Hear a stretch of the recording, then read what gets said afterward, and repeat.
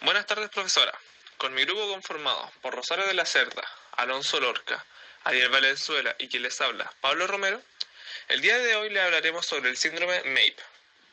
Durante esta presentación describiremos la patología, hablaremos sobre su epidemiología y la fisiopatología, explicaremos el cuadro clínico y los signos y síntomas que ésta posee.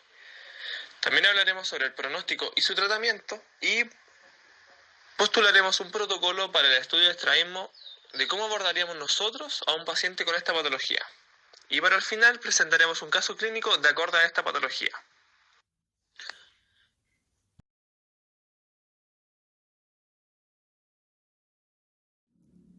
A modo de introducción para nuestra presentación, sabemos que en los adultos podemos encontrar particulares formas de endotropia asociadas a altas miopías.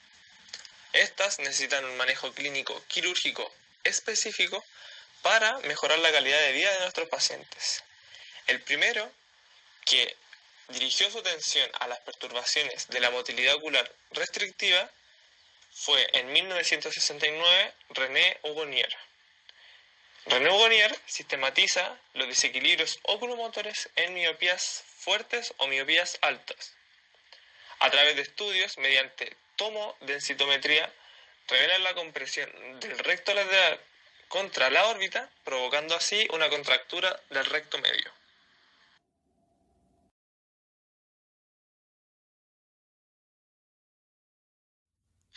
Para describir nuestra patología, tenemos que saber qué significa este síndrome.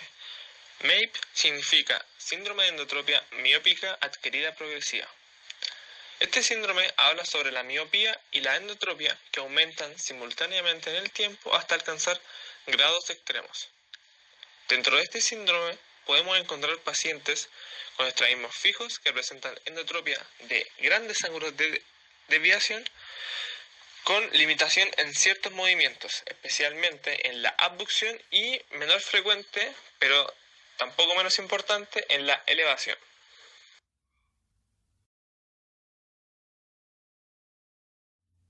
Para explicar las causas y el desarrollo de nuestro síndrome, tenemos que hablar sobre la patogenia que este presenta. Se han postulado distintas causas para este síndrome.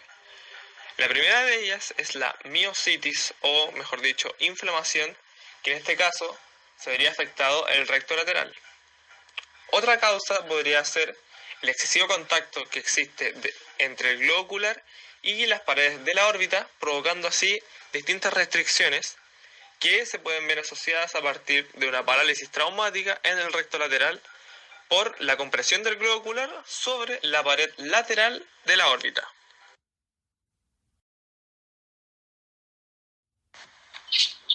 En su epidemiología podemos encontrar que se presenta principalmente en mujeres adultas, generalmente en miopías magnas de 15 a 20 dioptrías.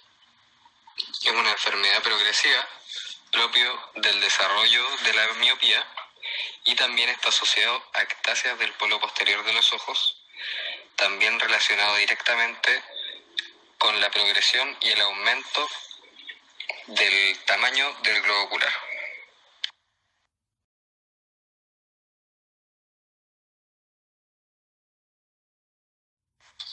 Su fisiopatología está directamente relacionada con la dimensión del globo ocular. Esta dimensión anómala o gran tamaño del globo ocular restringe y paraliza los músculos por compresión. La resonancia magnética de la órbita muestra gran tamaño de los globos oculares, a veces con presencia de estafiloma, producto del estiramiento del globo ocular, el contacto del globo ocular con las paredes orbitarias y así también el trayecto anómalo de los músculos. Mediante estos exámenes de imagen, en preoperatorio se observó el desplazamiento de rectos verticales hacia medial. Sin embargo, intraoperatoriamente se observó el trayecto normal de recto lateral hacia inferior, lo que no fue confirmado con imágenes anteriormente.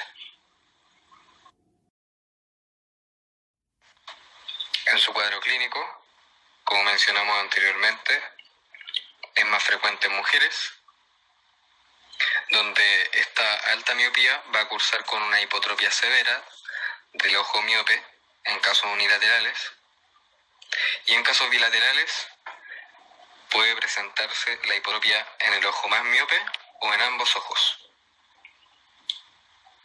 Esta hipotropia aumenta en convergencia y se le conoce como ojo pesado. Se ha escrito en la literatura, pero con menor frecuencia, que la hipotropia del ojo miópico se manifiesta solo cuando el paciente está fijando con su ojo sano.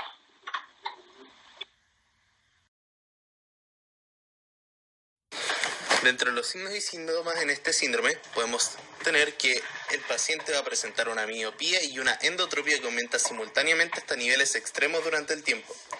Hay que tener en claro que como la miopía es magna, esto aumenta durante toda la vida, generando el aumento en el largo axial del globo ocular y con esto generando más presión en las estructuras anexas periorbitarias. También tendremos probablemente una diplopia o una supresión. Generalmente, como se va adquiriendo en la vida adulta y no en periodos de plasticidad neuronal, se genera diplopia homónima por la endotropia que presenta el paciente. También puede presentar una ambliopía, ya que como se ha dicho, el aumento de la miopía y por ende de la endotropia es constante, no tiene la misma constancia en ambos ojos y puede evolucionar mucho más rápido en un ojo que en el otro. Podemos ver también una limitación de abducción y una limitación de elevación. Por lo dicho anteriormente, del aumento del largo axial que genera una compresión de la musculatura extraocular.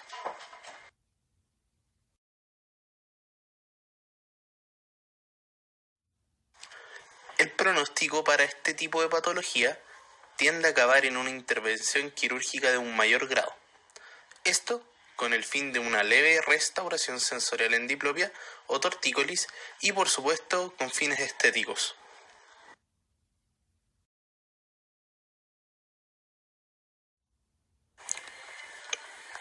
La gran variedad de procedimientos quirúrgicos prescritos para corregir estrabismos evidencia que son cuadros de difícil solución, pero que sin duda mejoran con una cirugía. Primeramente, debe realizarse un estudio meticuloso de estos pacientes, además de los test habituales para todo estrabismo. Incluir la medida del largo axial e imágenes como por ejemplo la tomografía axial computarizada. Esto con el fin de comprobar el tamaño de los globos oculares, tal vez deformaciones y el ángulo formado por el trayecto de los músculos rectos en la órbita. El tratamiento quirúrgico debe ser cuidadoso porque estamos trabajando sobre globos oculares con esclerótica muy delgada. Se preferirá plegamientos musculares a resecciones. También se utilizarán suturas y plegamientos ajustables en uno o más músculos para lograr el alineamiento deseado.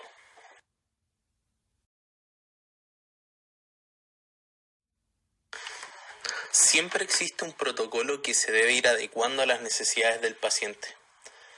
En este caso se realizará lo siguiente. Se empezará con una anamnesis que buscará indagar sobre la historia refractiva del paciente, por ejemplo, desde cuándo utiliza sus lentes.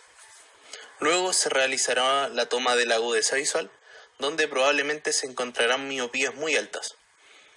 Posterior a esto, pasaremos a realizar un test de motilidad, donde vamos a observar principalmente una limitación de la abducción, con bastante frecuencia y con menos frecuencia limitación de la elevación.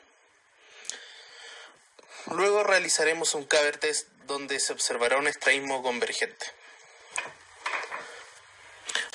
Se realizará un rojo pupilar, el cual debería estar presente y simétrico. También realizaremos un test de Hirschberg, el cual se observará alterado con desviaciones convergentes que van aumentando a medida que aumenta la miopía. La convergencia y el punto próximo de convergencia será insuficiente. El prisma Caber test se podrá observar un estrabismo horizontal, que a veces está asociado a uno vertical, dependiendo del progreso del síndrome. Luego realizaremos un test de estereopsis. Este tiende a estar disminuido, ya que además de que el paciente presenta desviación ocular, su miopía asociada es tan alta que puede estar afectando la fobia.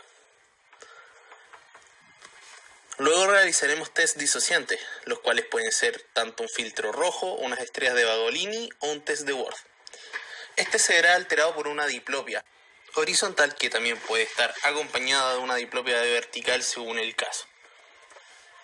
Como exámenes complementarios podríamos realizar un OCT de mácula para observar si está alterada o no por la alta miopía y un fondo de ojo para observar una imagen de retina.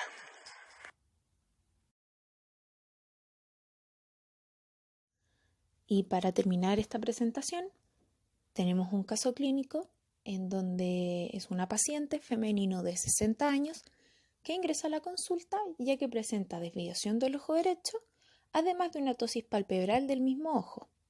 Como antecedentes mórbidos tenemos que la paciente tiene una esclerodermia de 20 años de evolución, que es una patología sistémica crónica que se da mayormente en mujeres, en donde los tejidos blandos del cuerpo sufren, como su nombre lo dice, una esclerosis.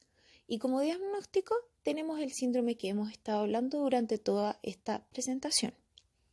En la imagen se puede observar a la paciente que llegó a la consulta con una endohipotropia y ptosis del ojo derecho, y en el ojo izquierdo no se observa ninguna alteración.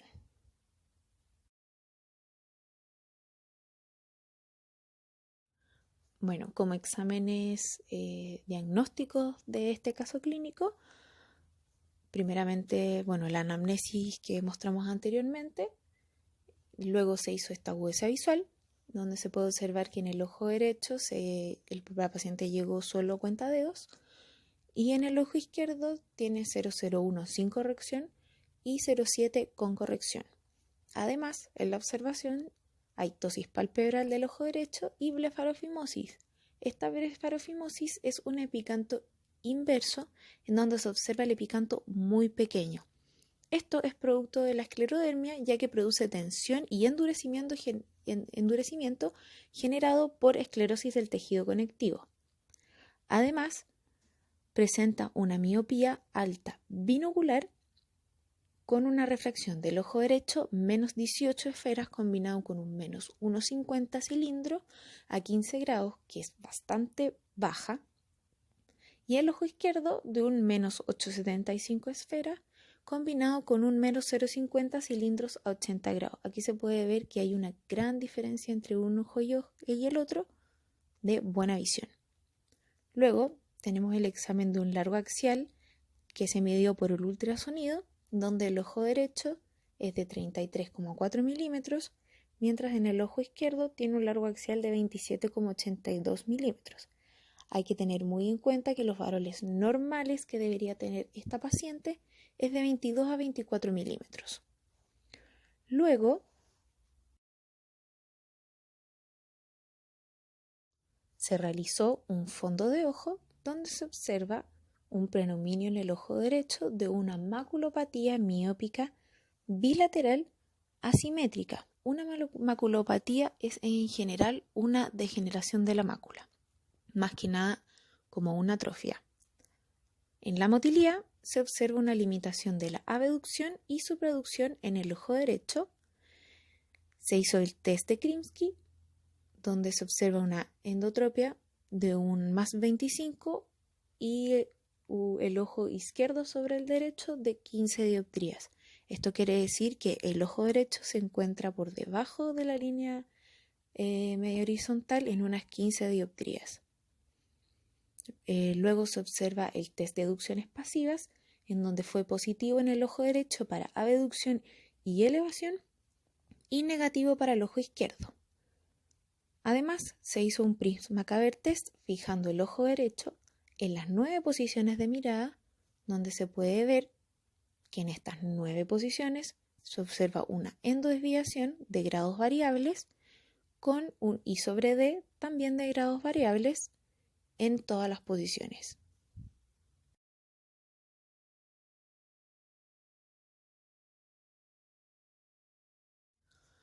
El tratamiento que se realizó en esta paciente fue netamente quirúrgico, donde se realizaron 2 cirugías. La primera cirugía se realizó con un retroceso del recto medial y reposicionamiento del recto lateral del ojo derecho. Esto es ya que como los globos oculares son tan grandes, generan presión dentro de la cavidad orbitaria, generando que el recto lateral sea desplazado hacia abajo, transformándose en un infraductor. Esta cirugía corrigió la endotropia pero escasamente la desviación ventrical, como podemos ver en las medidas de la postcirugía, en donde fijando el ojo derecho se observa que el estrabismo residual que se encuentra en todas las posiciones de mirada es casi nulo, con algunas diferencias donde se ve un estrabismo residual de una endotropia de +6 y en algunos casos de una exotropia de -6. Pero el gran problema de esta primera cirugía es que se realizaron solo mejoramientos en el sentido horizontal de la desviación de la paciente.